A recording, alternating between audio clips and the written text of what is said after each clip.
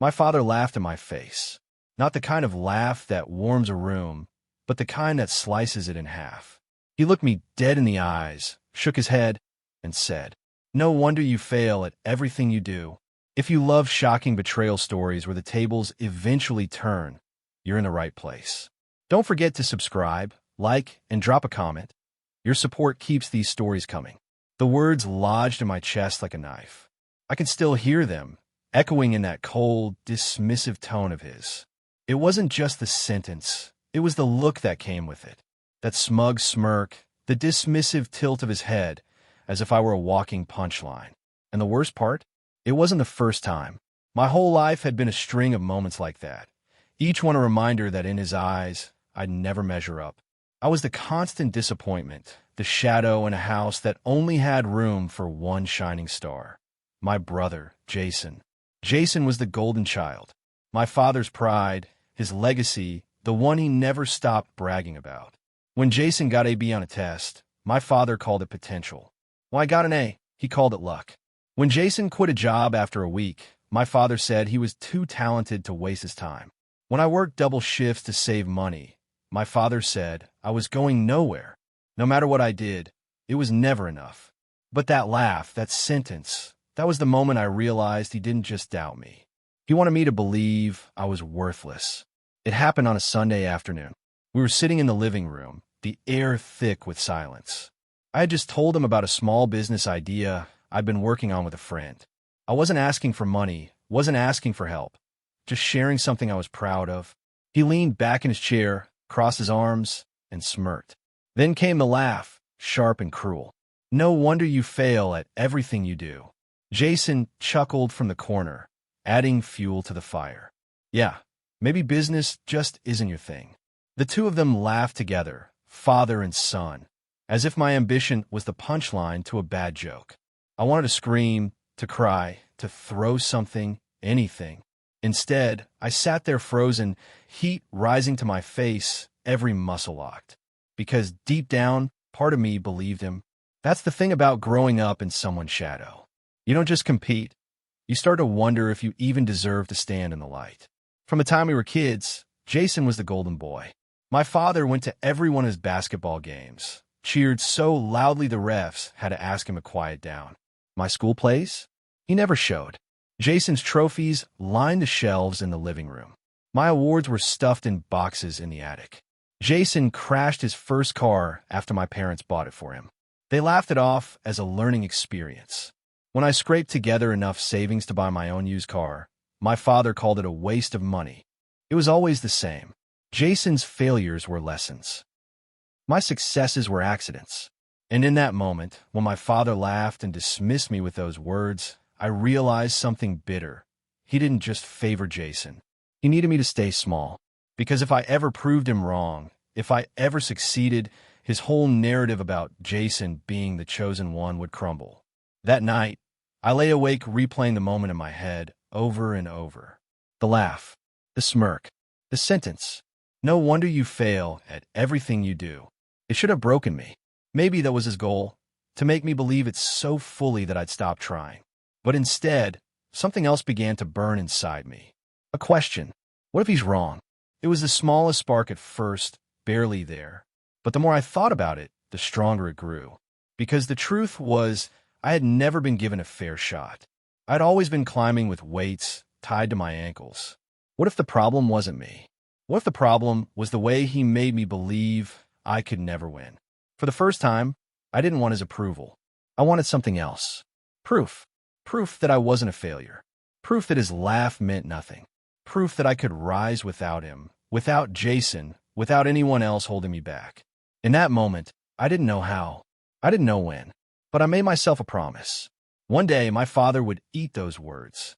One day, he would see the truth. Not in an argument, not in a plea for his approval, but in undeniable results he couldn't laugh away. And when that day came, it wouldn't be me sitting in the corner, feeling small. It would be him. People say kids don't notice favoritism, that siblings invent it, exaggerate it. But I noticed everything.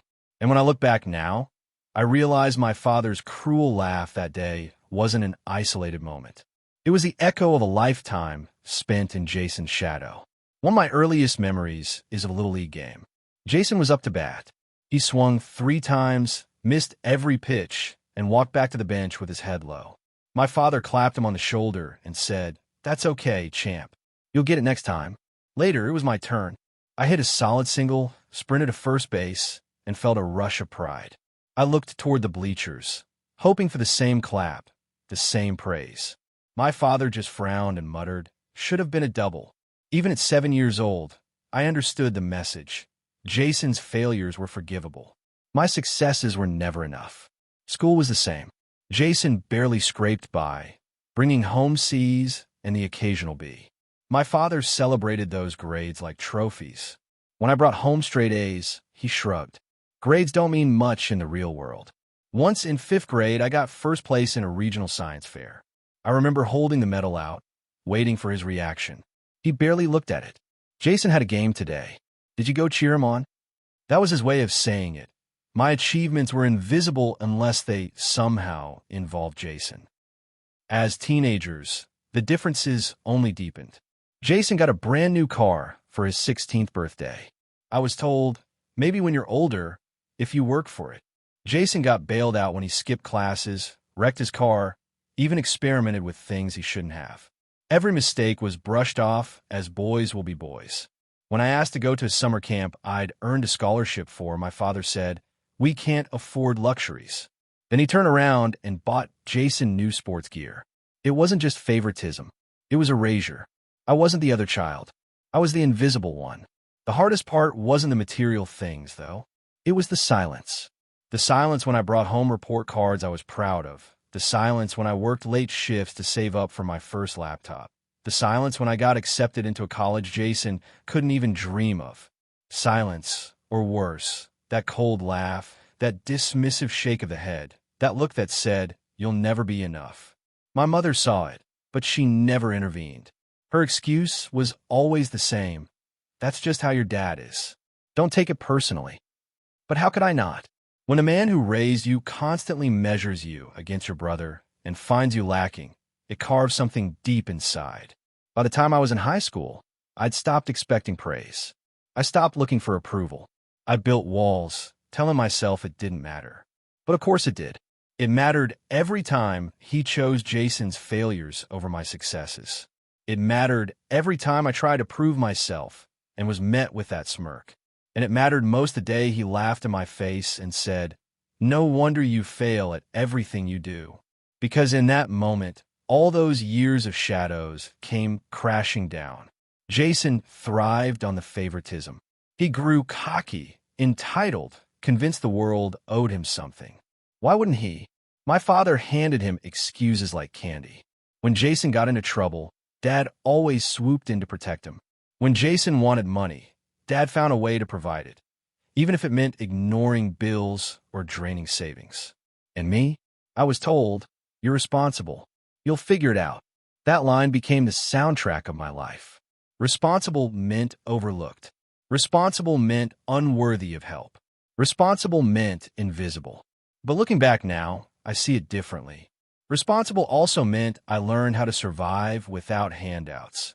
Responsible meant I didn't crumble when things got hard.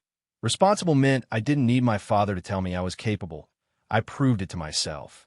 And that difference? That would be the foundation of everything to come. Still, as a teenager, I couldn't see that.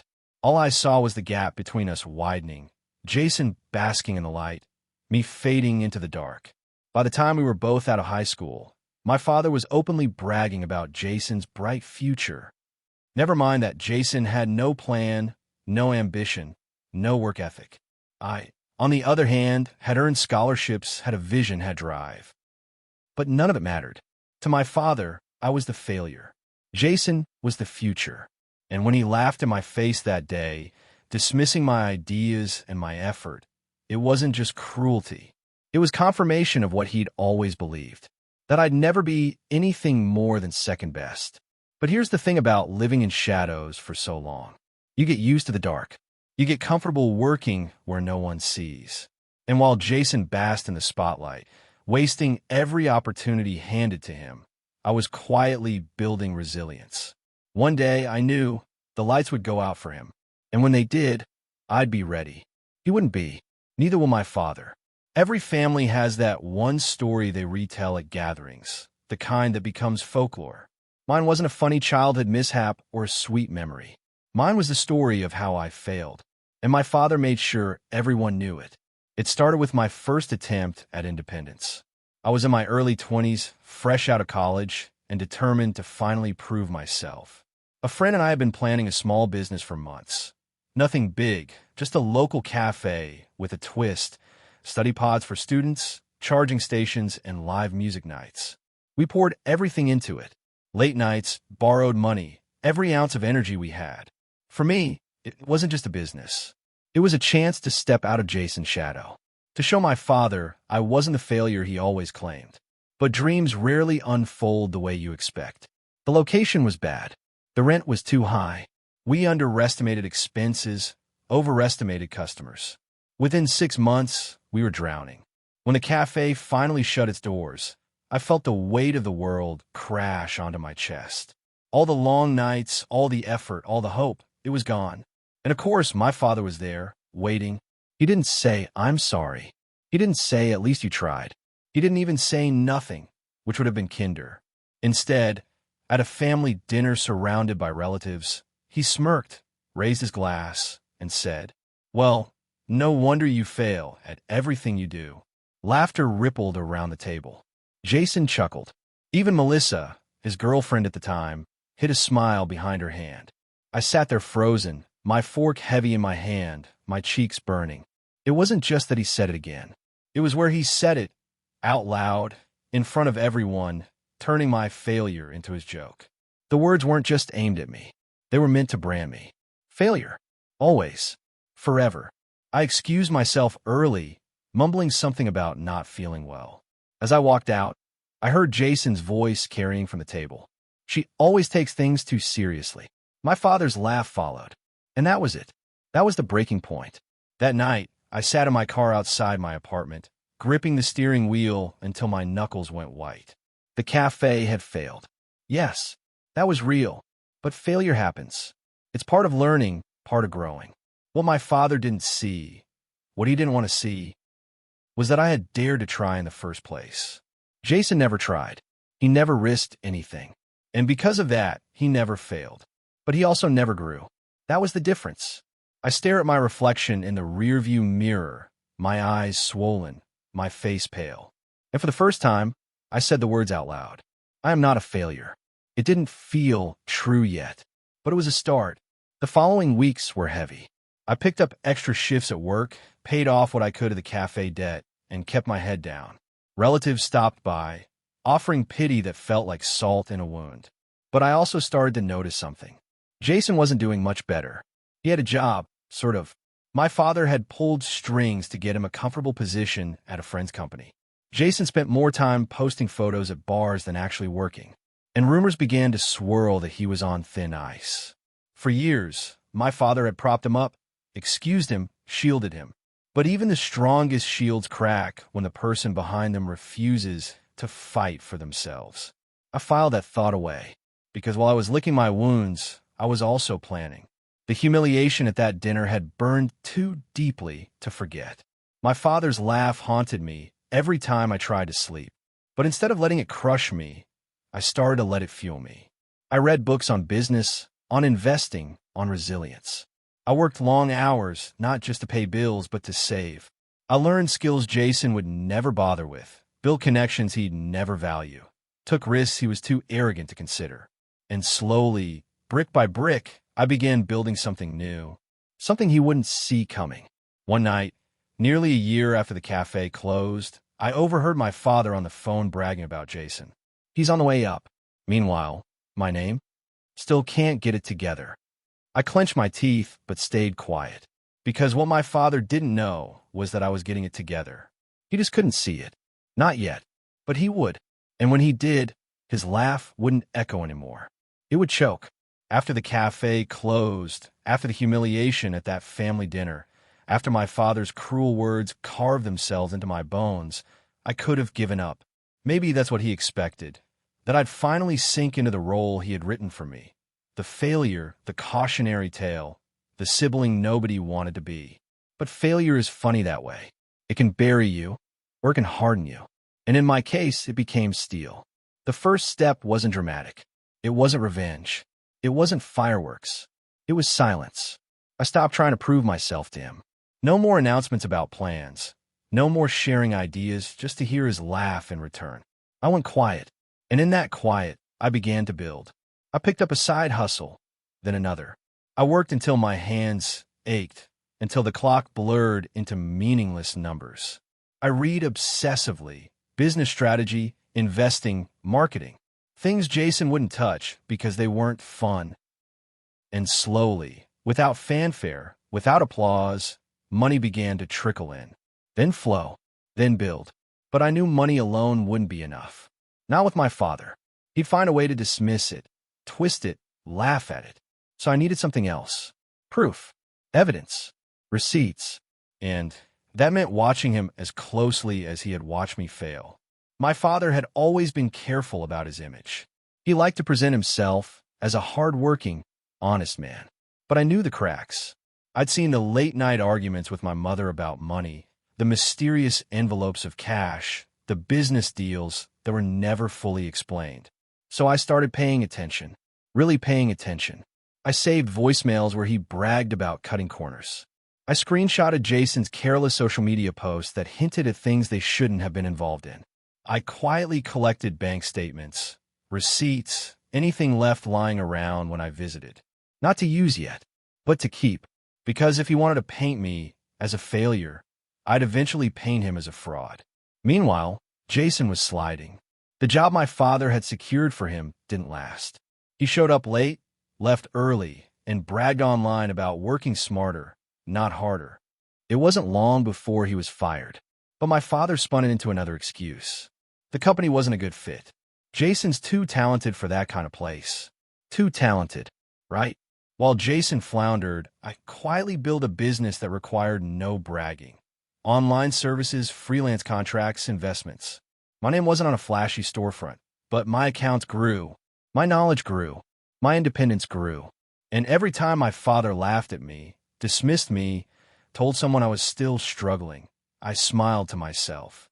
Because the louder he laughed, the more blindsided he would be when the truth finally came out. The hardest part was staying silent. There were so many moments I wanted to shout it in his face. I'm not failing. I'm winning. You just can't see it. But I bit my tongue. Because true revenge isn't loud. It's patient. And I was learning to be very, very patient. One evening, I stopped by my parents' house to drop something off for my mother. My father was in the kitchen with Jason, laughing loudly over beers. My name, we'll never get it together, he said, not knowing I was within earshot. Some people just aren't cut out for success. Unlike us, right, son? Jason chuckled. Yeah, total failure. The word stung, yes. But this time they didn't cut as deep. Because unlike before, I knew something they didn't. They thought I was still in the shadows. But in reality, I was already building my spotlight. That night, I sat at my desk, scrolling through my growing files. Screenshots, recordings, bank details. I stared at the evidence, imagining the day I'd lay it all out. Not in anger, not in desperation. In cold, undeniable truth. I whispered to myself, one day, Dad. One day you'll wish you never laughed. And for the first time in years, the thought didn't feel like a fantasy. It felt like a plan. Jason always landed on his feet. Or rather, my father always made sure he did. When Jason lost his job, Dad spun it as the company's fault. When Jason blew through his savings, Dad called it an investment in life experience. When Jason wrecked a second car, Dad laughed it off like it was a funny story to share over beers. It didn't matter how badly Jason failed. In my father's eyes, Jason's throne as the golden child was unshakable. But thrones built on lies have cracks, and those cracks were starting to show. Jason's new venture was a disaster from the start. After being fired, he claimed he was going to launch his own real estate business. My father bragged about it to anyone who would listen. Jason's finally stepping into entrepreneurship. He's got the drive. He'll go further than any of us. I bit my tongue when I overheard it because I knew Jason. Drive was never his strong suit. Neither was commitment.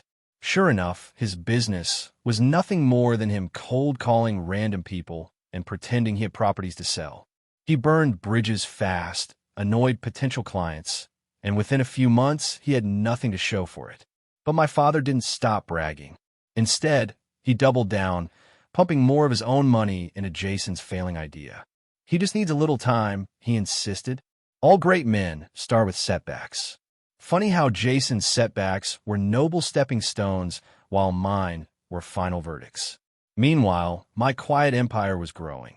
I had secured steady freelance contracts, built an online presence, and even started dabbling in small investments. It wasn't flashy, but it was stable and it was mine. Still, I kept it under wraps. I let them think I was still struggling, still the failure. Because the longer they underestimated me, the sweeter the reveal would be. But it wasn't just Jason's business that was cracking. It was him. Without constant validation, he unraveled. He drank more, stayed out later, spent money he didn't have. Melissa, his girlfriend, started making comments at family dinners, sarcastic, cutting ones that hinted at her frustration. Maybe one day we'll actually see a paycheck from all Jason's big ideas, she quipped once. Jason laughed it off, but I saw the twitch in his jaw. My father ignored it, of course. To him, Jason could do no wrong. But I noticed, and I filed it away. The real turning point came during a family barbecue. My father, beer in hand, launched into his usual speech about Jason's brilliance. He's got project in the pipeline. You'll see. He's destined for greatness. Jason, half drunk, nodded along, grinning smugly. I stayed quiet, eating my food, until Melissa suddenly blurted out, "Greatness? He hasn't paid rent in 3 months." The yard went silent. Jason froze, his face flushing red. My father's eyes darted around, searching for a way to spin it. That's just temporary. But Melissa wasn't finished. Temporary? He maxed out 3 credit cards. He's been borrowing from your savings, too, hasn't he? The silence that followed was thick enough to choke on. Jason shot her a glare that could kill. My father's face hardened, but I saw it, the crack. The first undeniable, public crack in Jason's golden throne. And I smiled into my plate, keeping my head down. Because I knew the fall was coming. Later that night, after everyone had gone, I scrolled through Jason's social media. His posts were erratic. Grand promises about upcoming business wins, vague quotes about resilience, photos of nights out of bars. I screenshotted everything, because one day, when the truth needed to be revealed, I'd have the receipts. What struck me most, though, was how desperately my father clung to the illusion. Even as Jason spiraled, Dad bragged louder. Even as debts piled up, Dad poured more money into him. Even as Melissa's patience wore thin, Dad refused to admit his golden child was slipping. And that was the biggest crack of all, because illusions don't last forever.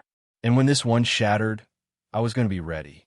I started preparing quietly, strengthening my business, growing my savings, building a network of clients and contacts who respected me for what I could do, not for who my father said I was. And every time I heard Jason brag about his success, I bit my tongue and nodded, letting him bask. Because soon, very soon, his throne would collapse. And when it did, my father's laugh would die with it. There's power in being underestimated. For years, my father called me a failure, a disappointment, the one who never quite measured up. Jason repeated it like gospel, certain he was the chosen one. And while they mocked me, I worked. I built my life in silence. At first, the silence was painful. After the cafe failed, I wanted to shout my progress at every milestone. The first big freelance contract. The first investment that paid off. The first time I looked at my account and realized I wasn't living paycheck to paycheck anymore. But every time I thought about telling them, I remembered my father's laugh. No wonder you fail at everything you do. That memory shut my mouth. Because I realized something. The sweetest revenge wouldn't be words. It would be results. Quiet, undeniable, irrefutable results. So I kept my head down, and I built. I diversified. I worked days at my regular job, then evenings on freelance projects, graphic design, writing, anything I could market online. I saved every cent I could, refusing to live beyond my means. By year 2, I had enough saved to invest in a rental property, a tiny duplex in a rundown part of town. It wasn't glamorous, but I renovated it room by room, sweating through weekends with a paintbrush and a hammer. Within months, I had tenants. Rent checks started arriving like clockwork. Jason bragged about owning real estate. I actually did. By year 3, I had multiple revenue streams. The duplex, my freelance work, a growing online business that I ran quietly under the radar. Jason posted about his hustle. I lived mine. Meanwhile, I kept collecting evidence. Every boastful post Jason made, every shady brag my father slipped in a conversation, every voicemail that hinted at their desperation, I saved it all. Jason didn't know that his carelessness online was becoming my library of receipts. My father didn't know his arrogance in bragging about cutting corners would one day become evidence of hypocrisy. I wasn't planning to use it yet, but the day would come. The contrast between us grew starker. Jason was burning bridges left and right. He had borrowed money from relatives and never paid it back. Melissa was tired of carrying him and said as much loudly at family dinners. My father tried to defend him, but even his voice had lost some of its certainty. Meanwhile, I showed up calm, quiet, and steady. I didn't brag. I didn't fight. I just listened, nodded, and went home to continue building. It was like watching two paths diverge. Jason's lined with applause and excuses, mine lined with struggle and grit. But his path was crumbling, and mine was solidifying. One night, I caught Jason outside my parents' house, arguing with my father. "I need more money," Jason snapped. "You've had enough," my father growled back. Jason's voice cracked with desperation. "You don't understand. I can't keep up. Melissa's threatening to leave. I just need a little more until the business takes off." The business wasn't taking off. Everyone knew it. I stayed hidden, listening. And in that moment, I realized something important. For the first time in my life, my father wasn't laughing. He was worried. Jason's golden throne was wobbling, and I was ready to push. The hardest part was waiting. My success was real now, tangible, steady.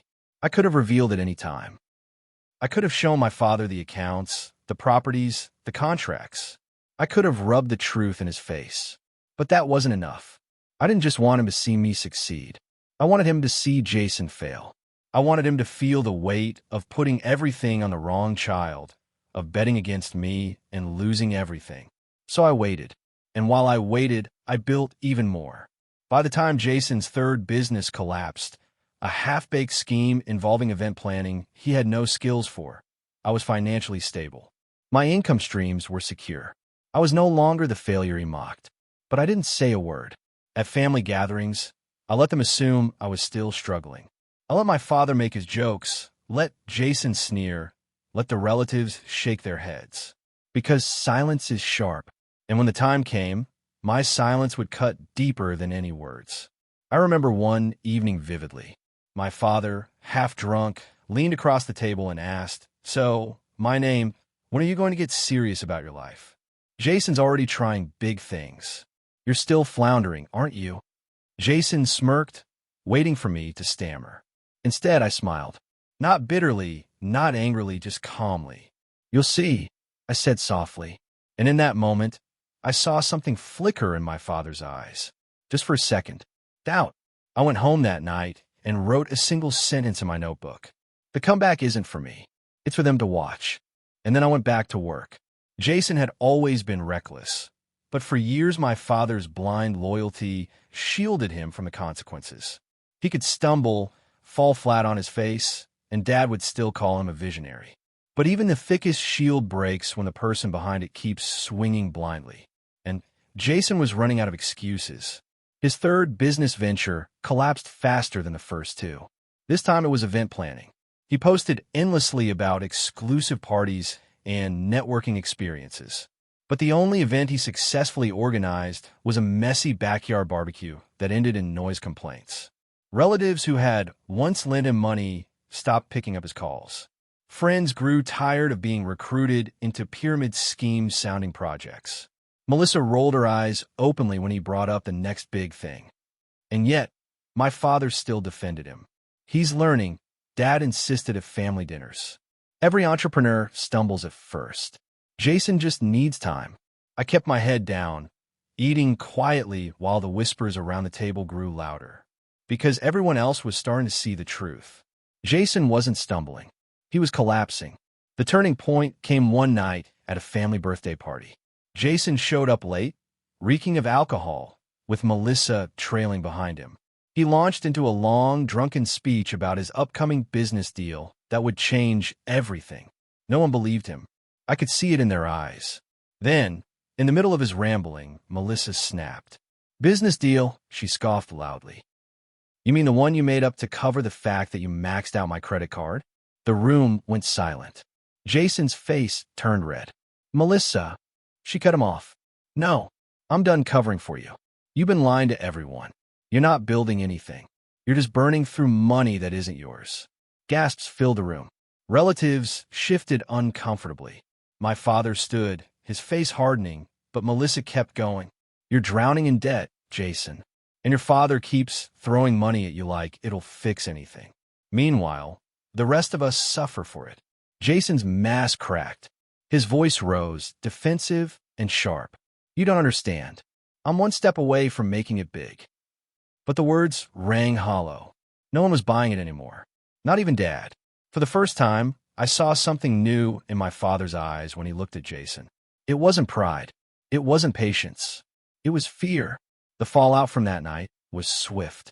Melissa packed her things within weeks. Jason tried to play it off online, posting vague quotes about growth and cutting out negativity, but everyone knew she had left him. Without her income cushioning him, his finances crumbled. Debt collectors started calling. The car he flaunted online was repossessed. The apartment he boasted about was emptied. Jason, the golden child, was unraveling. And I watched quietly, taking note. Because every stumble, every lie exposed, every debt unpaid, it all added to the mountain of cracks in the illusion my father had built. Meanwhile, my life moved in the opposite direction. I bought a second rental property, larger this time. My freelance contract grew into long-term partnerships. I even had a small team helping me manage projects. But I didn't post about it. I didn't brag at family gatherings. I stayed silent. Because the bigger the gap between perception and reality, the harder the impact when the truth finally hit.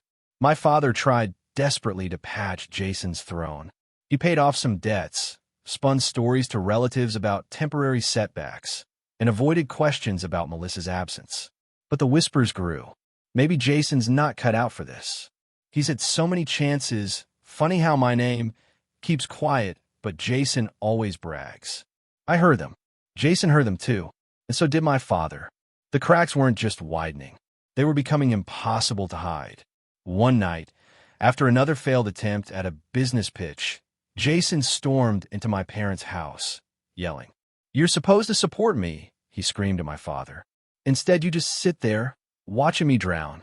My father shouted back, "I've given you everything, more than you deserved." The words hung in the air, sharp as glass.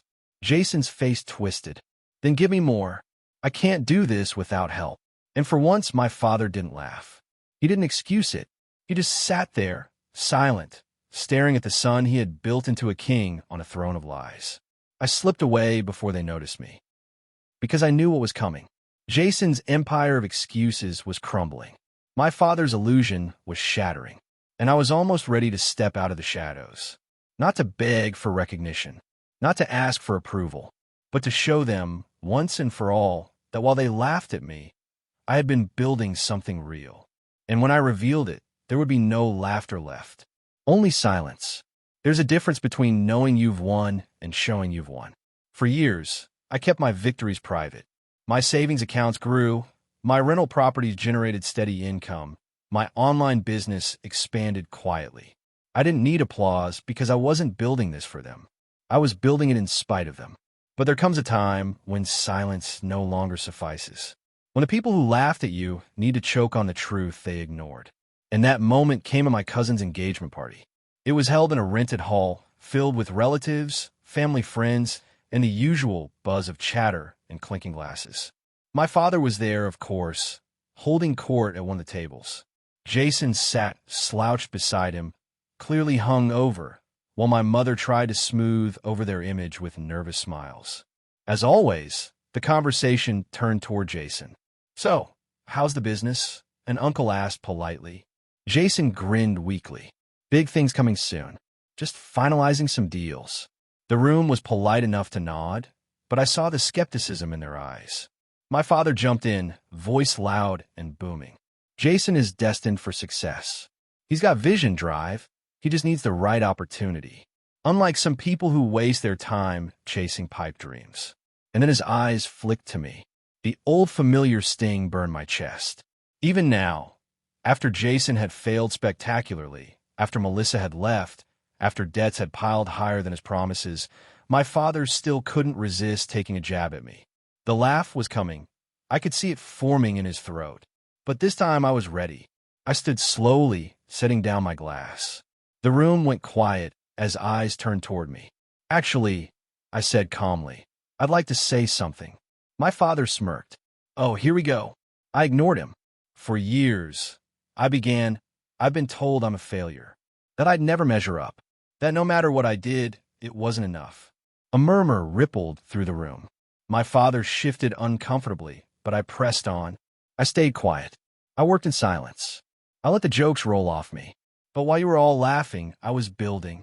I pulled out my phone and tapped the screen, connecting it to the projector the DJ had left running for a slideshow. Instantly, the room lit up with images, photos of my rental properties, screenshots of my business revenue, contracts with clients, a timeline of my growing portfolio. Gasps filled the air. "This," I continued, "is what failure looks like." I let the numbers speak for themselves. The steady income, the expanding properties, the partnerships. Jason's face went pale. My father's smirk froze. My mother covered her mouth with her hand. I turned toward Jason. "You bragged about businesses you never built. You took money you never earned. You lived off excuses. Meanwhile, I built something real. Quietly. Alone. Without your father propping me up." The whispers in the room turned to sharp murmurs. Heads shook. Eyes darted between Jason and me. For once, the contrast was undeniable. Jason stammered, his voice cracking. That's nothing. Just numbers on a screen. Numbers that pay my bills, I cut in. Numbers that own property. Numbers that don't bounce like the checks you keep writing." Laughter broke out. Not cruel, but sharp, disbelieving laughter aimed squarely at him. My father slammed his hand on the table. "This is disrespectful. You're humiliating your own brother." I met his glare evenly. "No, I'm showing the truth. You humiliated me for years. You laughed at me. You told me I'd fail at everything. But look around. Who's failing now?" The silence that followed was deafening. The rest of the night, the balance shifted. Relatives who once pitted me now looked at me with respect. Some even congratulated me quietly, admitting they'd had no idea. Jason sulked in the corner, his phone clutched in his hand like it could shield him. My father fumed, his pride shattered, his throne cracked beyond repair. And me? I didn't gloat. I didn't rub it in. I just stood tall, finally free of the shadow they had forced me into. Because the truth didn't need embellishment. It was enough to stand there, undeniable, while the man who laughed at me finally had nothing left to say. When I left that night, I walked out into the cool air with my head high. My phone buzzed with messages, some from relatives, some from acquaintances asking about my business, some simply saying proud of you. But the one message that mattered most never came. Not from Jason, not from my father. And that was fine, because I didn't need their validation anymore. I had proven myself, not to them, but to me. After my reveal at the engagement party, nothing was the same. It wasn't just that I had proven myself. It was that I had shattered the illusion my father spent years building. Jason was no longer the golden child. My father was no longer the proud patriarch. And the cracks spread faster than either of them could control. The whispers started first. Relatives who once rolled their eyes at me now rolled their eyes at Jason. The jokes my father used to make at my expense now hung heavy in the air, unfunny and bitter. I saw it everywhere. At family gatherings, people asked me about my business instead of Jason's ventures. At church, neighbors who used to fawn over my father's successful son now looked at him with skepticism. Even old family friends stopped praising him and started avoiding him. Reputation is fragile, and my father's had just shattered like glass. Jason didn't take it well. He lashed out online, posting rants about toxic family members and jealous people trying to tear him down. Everyone knew who he meant. The comments were brutal. Didn't your sister just prove she's successful? Maybe you should learn from her instead of blaming everyone else. No wonder she passed you by. His words lost power. His audience stopped clapping. And for Jason, silence was worse than mockery. Melissa, long gone, started posting cryptic updates of her own. Glad I dodged that bullet. One caption read, paired with a photo of her smiling with friends. Jason spiraled. Debt collectors hounded him. Friends ghosted him. He'd beg my father for more money, but by then, even Dad's wallet was stretched thin. Because while my father spent years pouring money into Jason's illusions, he neglected his own financial stability. Now, fines, debts, and dwindling savings weighed heavy. The king had backed the wrong heir, and he was paying for it. One evening, I stopped by my parents' house to drop something off for my mother. My father was in the living room, sitting in silence. No TV, no newspaper, no smirk. Just silence. He looked older, smaller somehow. When he saw me, his eyes narrowed. You embarrassed us. I met his gaze calmly. I told the truth. His jaw clenched. Family doesn't air its dirty laundry. I shook my head. Family doesn't laugh at their children and call them failures, either. For once, he had no comeback. No laugh. No esmirk. Just silence. And in that silence, I realized the truth. His throne wasn't just cracked. It was gone. The final blow came at Thanksgiving. The family gathered as usual, but the atmosphere was different. Jason sulked in the corner, avoiding eye contact. My father tried to reclaim his old role, making jokes, but the laughter was forced. Halfway through dinner, an uncle leaned back and said, "You know, it's funny. For years we thought Jason was the successful one. Turns out it was my name all along." The table murmured in agreement. Heads nodded. Eyes turned toward me with pride. And then someone added, "Makes you wonder how we all got it so wrong." My father's face flushed red. Jason slammed his fork down and stormed out. My mother sat frozen, eyes darting nervously. But I sat quietly, calm, steady, letting the silence speak. Because I didn't need to gloat. The truth was loud enough.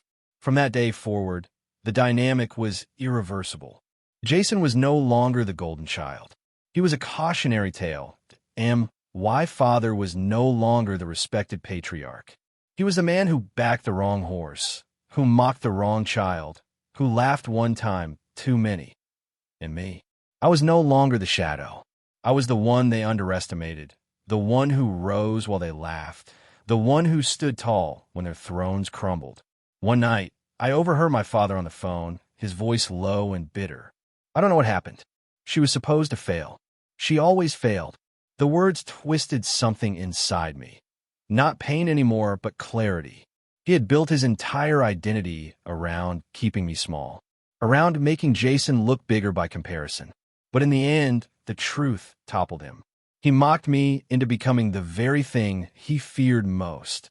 Proof that he was wrong. There's a strange peace in victory.